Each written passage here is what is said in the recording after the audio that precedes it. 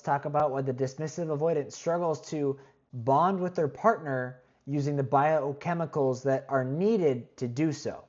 So now the dismissive avoidant runs on what we call the dopamine cortisol pathway. So they never really developed the full emotional side of their brain. They don't really have oxytocin receptors, vasopressin, they don't get GABA, they don't get those things.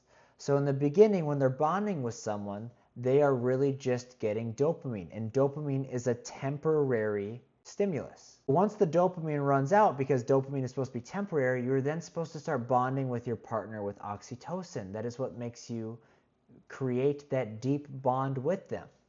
But what happens, because the dismissive avoidant was emotionally neglected as a child, they did not receive emotional attunement, they never really had their oxytocin receptors upregulated. So they basically will shrink and then transform into vasopressin receptors, which is a completely different story.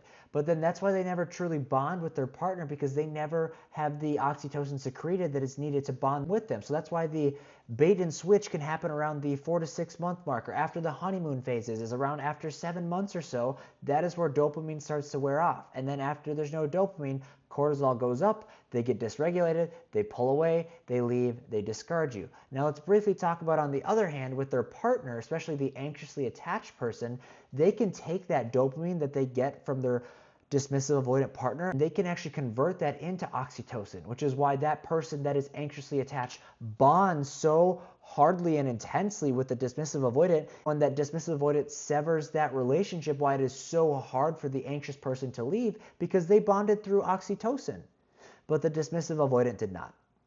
Hope that helps.